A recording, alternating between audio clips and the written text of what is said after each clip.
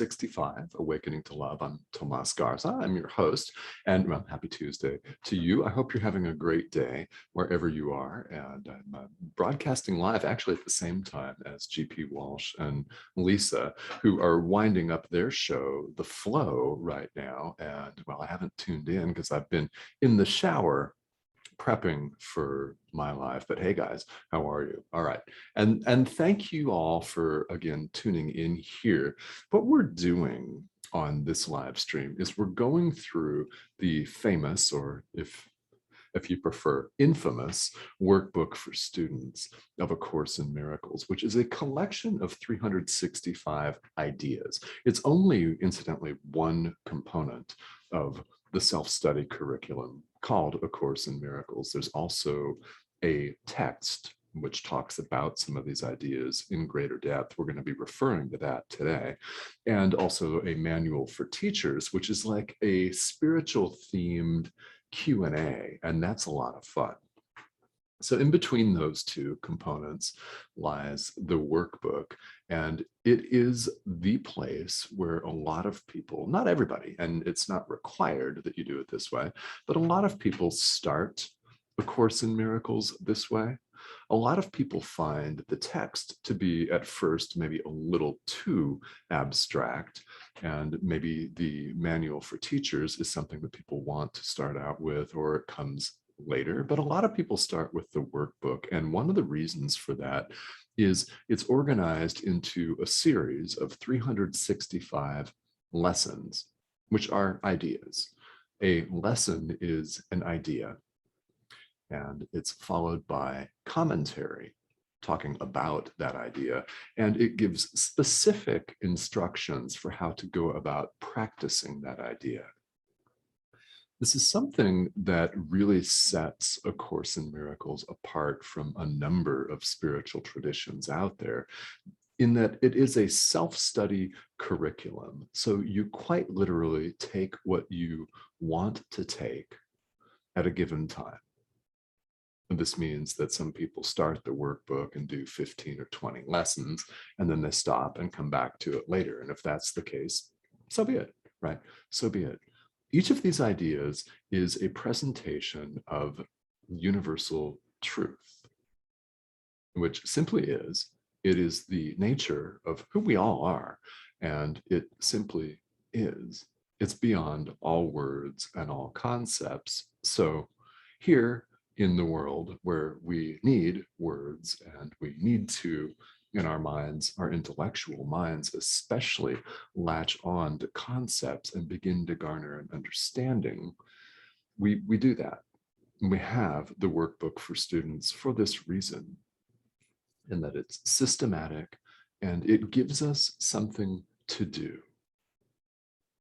Whatever your spiritual tradition or traditions are, whatever your practice looks like on a day-to-day basis, we can say, if we've been practicing something or different things long enough, in other words, if we've been in the game long enough, we can say that spirituality is all about experience. In fact, it's not purely about what we believe or we don't believe. We find after a while that that's not enough. It's not enough.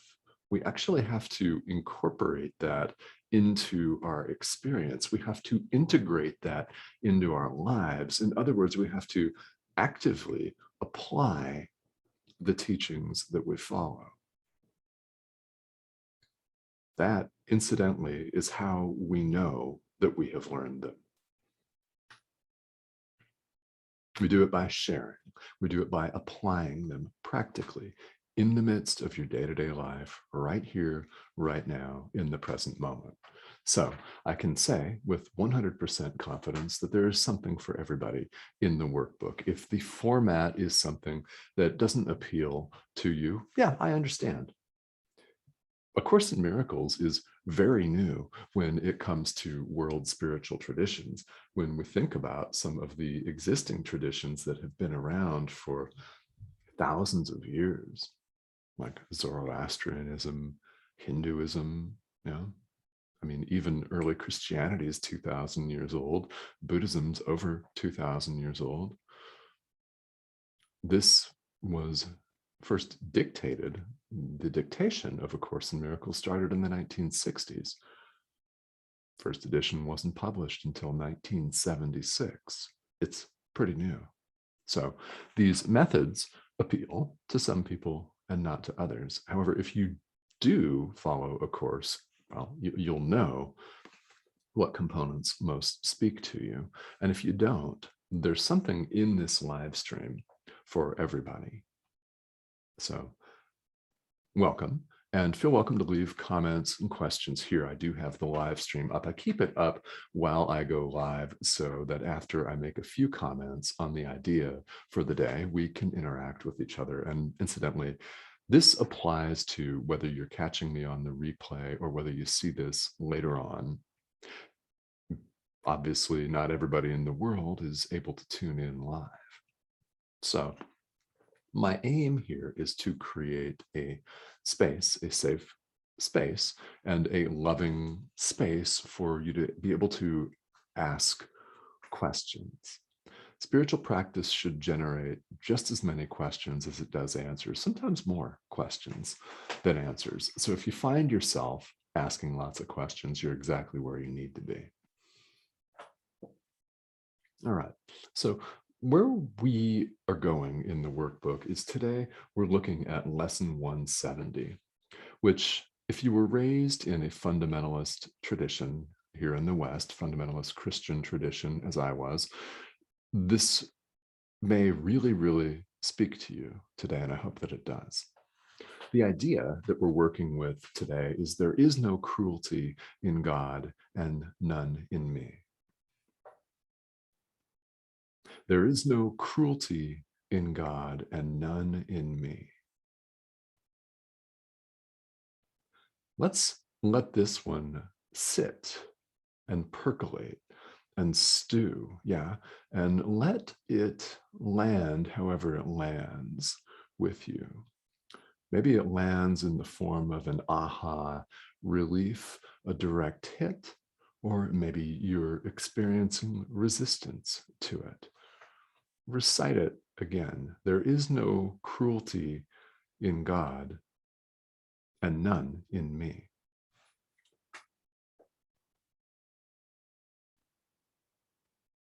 All right. Many of us were raised with the idea of a jealous God, a vengeful, wrathful, raging being who could strike us down from on high in his might and his complete power and render us smithereens, fried ash, dust, squash us like a bug. Yeah. And would willingly do it at whim, whenever he deemed appropriate. Why? Because we were sinners and have wronged him. So you may have been raised this way. I was. And you may have been the kid, like I was, who asked questions. Yeah, you may have been that kid who asked questions in Sunday school. And we were told simultaneously the truth that God is love. However, we were also fed the wrath of God, the fear mongering. All of that. They don't go together, do they? I mean, really, as adults, we have to take a step back, sit and contemplate and question this. They don't go together. Course in Miracles tells us that. So for me, this has served as a beautiful confirmation that 11, 12-year-old kid in Sunday school asking questions such as, why would perfect love punish people? That doesn't make sense. I don't understand. Why would perfect love be vindictive? Why would perfect love want to cast somebody out and damn them? I asked that question. I never got, incidentally, a satisfactory response. The most common response from the adults was, well, that's just what it says. It's written. All right, so we all know because we read people's social media feeds, we read the news media, especially in today's day and age, we all know that just because something is written doesn't make it true. Yeah. How about that? Just because something is written down by somebody at some point in time does not make it true. How do we then uncover or unearth what is true? We trust our gut reaction. We trust ourself. We trust our heart. We trust our guides. Yeah. We trust our teacher. We learn to cultivate trust. Now, in the text that I referenced earlier of A Course in Miracles, there is an entire sequence of events that it talks about that are obstacles to peace that the teacher of God, in other words, you and me, must go through. And the very last one is the fear of God. Now, the fear of God, I live in the United States, it's quite clearly a cultural badge of honor. People say they're multitasking, working an 80-hour work week, and they're doing their due diligence for society, and they're God-fearing. Well, fear, I'm always drawn back to Yoda from Star Wars, who once told Luke, fear is the path of the dark side. And it is. We have a choice between love or fear in any given moment, the present moment. We have a choice between God or the ego. We have a choice between life and death. Really, really, we do. That's the way of it. Now, perfect love is not capable of hatred. It's not capable of any kind of a schism. It's not capable of separating out and parsing what's perfectly whole by itself. In other words, not the body, but us, who we really are. Perfect love doesn't parse out a whole and chop it into little component parts and pit the little component parts against one another. If that doesn't resonate with you, good. Yeah, please allow that to not resonate with you. There is no cruelty in God. Now, what happens when we see ourselves as separate and we believe that there is, we get afraid, right? We become afraid and we fear attack. We believe that our brothers and sisters, other nation states, God himself is going to attack us. We see ourselves as separate, we get nervous. It's the state of mind that we find ourselves in the world. And you don't have to look very far to see that this is playing out right before our very eyes. I mean, we're playing a part in it. We see ourselves as vulnerable. We become afraid, and in what we call self-defense, we may lash out in what in military terms is deemed a preemptive strike. Yeah. We may lash out, and we're prone to. If we don't lash out right away, we'll wait and we'll sit and stew and plot, and then we'll lash out later. This is what happens when we adhere to the ego. When we side with and identify with the ego, it's a state of war. And we've made it all up. There is no cruelty in God and none in us. Nobody in the world is an inherently cruel person. Yes, there are people that are doing very evil things. They're doing it from a sense of mistaken identity. And there's never been a better time to lay down your arms. There is no other time than right now. So how can there be a better time to do it? The best time to lay down your arms and trust in your higher self, to trust your guides, to trust in the power in the universe, love itself. The time is right now. It's not yesterday, and it's not 15 minutes from now, much less your next lifetime. One does not have to wait to experience heaven. It is available to all of us right now, but for the asking.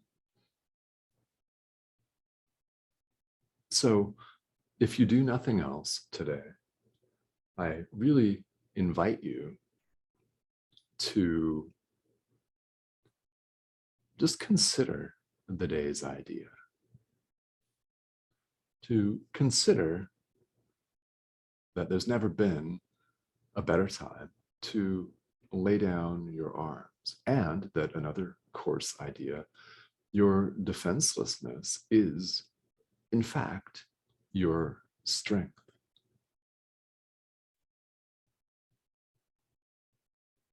So if you have comments or questions, please feel welcome to leave them here. As always, it's an honor and my pleasure to be here with you, sharing my experience with A Course in Miracles. If you have particular questions and you wish to ask me privately, as has happened on several occasions before, sometimes when you're on the spiritual path, you've got so much going on that it is a better idea to have a one-on-one conversation. I'm most definitely open to doing that. I am a spiritual coach and teacher, so please feel welcome to reach out if you'd like to have a conversation with me personally. Leave a comment here in the comment thread and we can connect on Facebook Messenger. All right. So I've helped several people in this way, and I'm happy to help you as well if you need that. And if you want to share your questions and comments or just drop in to say hi, of course, feel welcome to do just that. All right, guys, everybody have a great rest of your day, and I will see you again here tomorrow.